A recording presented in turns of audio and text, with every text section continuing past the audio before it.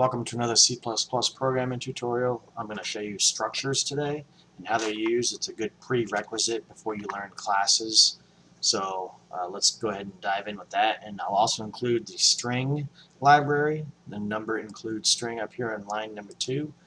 I don't think I've talked about it before, but it's a pretty easy concept and it's extremely useful. And once you learn strings, you're going to forget about character arrays probably from here on out. So a structure is like a structured input. Let's give you an example to make it all the best. The keyword is struct, and you want to initialize structures outside of your main, so on the top of your program basically. So a structure called, let's call it student info, is designed within the brackets, and you have a semicolon at the end. So what student info contains is, we're going to create a string, which we haven't talked about, but a standard string called first name, because every student info has a first name. Every student info has a last name. And let's just say the student info also contains a GPA. So right now this is just stating that here's the structure of any student info. We're going to call it an object. I'm not sure if it's quite considered an object, but this is the precursor to learning how to do classes, in my opinion.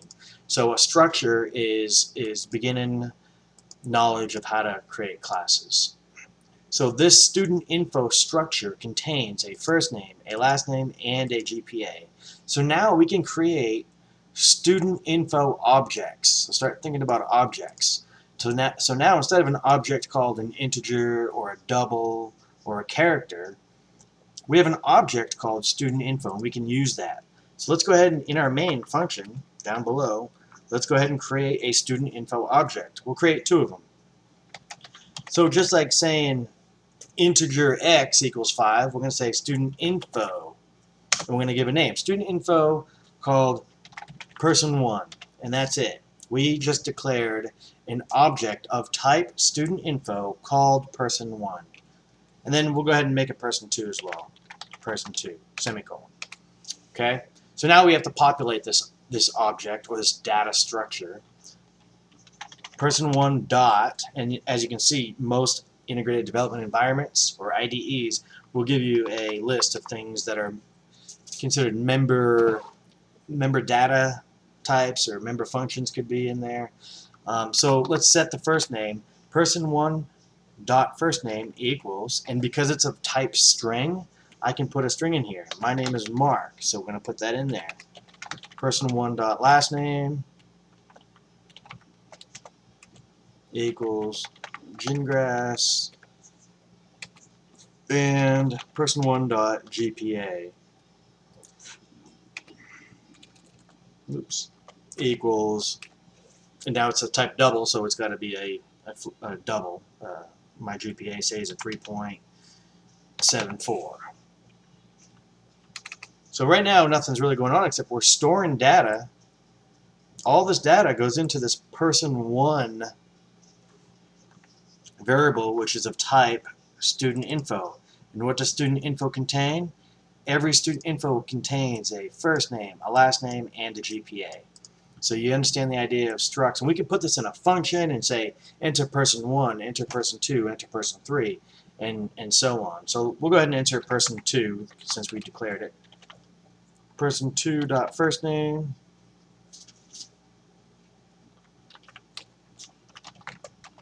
equals Dave. Person2 dot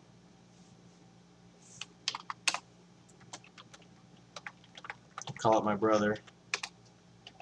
Person2 dot GPA equals 2.5. I was always a smarter one, so we'll just go ahead and do that. Now let's print these out and make sure everything works and go from there. So person1 name.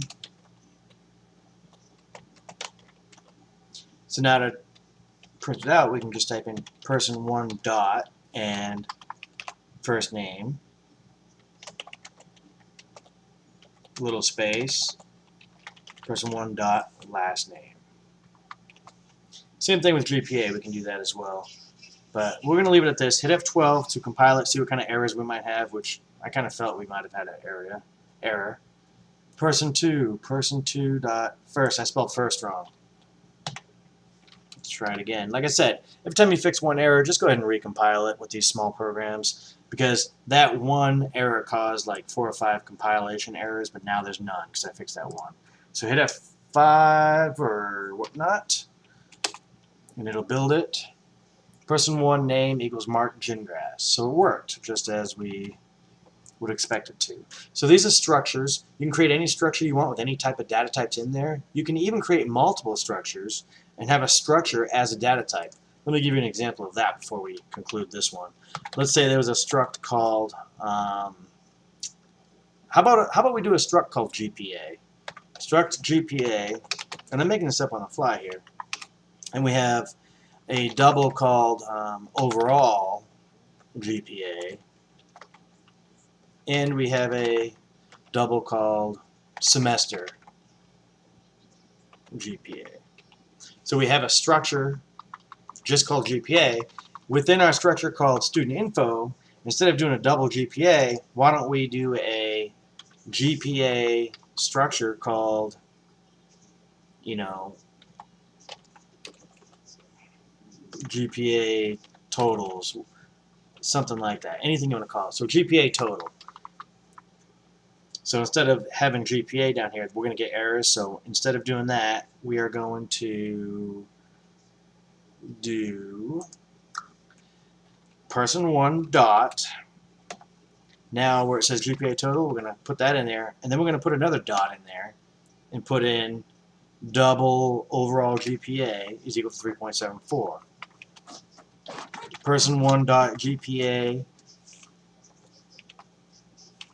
total, sorry, and then another dot. Instead of overall, we're going to do semester GPA equals 4.0, right? So we're allowed to put multiple structs in one. If I hit F12, it's not going to do anything because we didn't print anything out, but it's not going to give us an error. Well, it will over here because we didn't do the person2, because now we only have GPA total dot overall GPA is equal to 2.5. person2 dot GPA total dot semester GPA equals 2.0, whatever it might be. Hit F12 now, and we've got no errors. To print out the GPA, let's just go ahead and do that so you know how to do it. So we'll do semester GPA equals, now to print it out, it's no different. We'll just do person1 dot GPA total. Sorry, my IDE is being a little crazy right now. person1 dot GPA total dot semester GPA. Let's put a new line here. Hit F12. No errors. F5. And the GPA total is 4.0.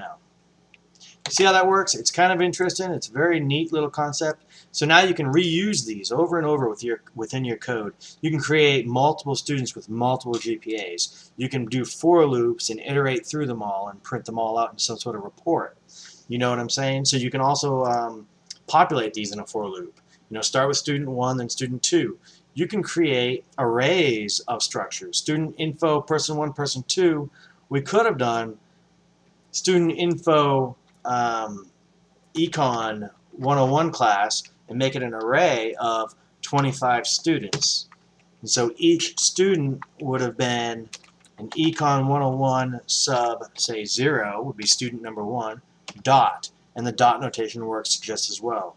So dot first name equals blah. Econ 101 sub 0. Now these would be done in a for loop most likely where you can iterate through them. So you'd go from 0 to 25 and name all the students or print all the students' names. Do that in some sort of function. So let's do Econ 101, student sub 0, which is the first student. Let's find out his GPA total for by putting another dot, for just that semester equals 4.0. Now this isn't going to work because of the change we made, but you understand the logic behind using arrays of structures. So student info is a structure that has a struct called GPA within it, and we're just making an array of student info objects. So the object is called Econ 101. I have 25 Econ 101 objects in sequential memory. Those 25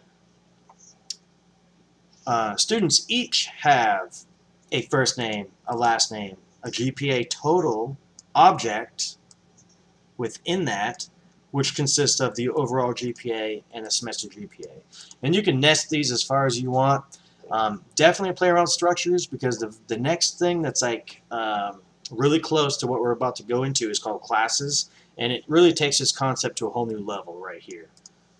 So enjoy that and play around with it and try a couple different programs with it. See you on the next tutorial.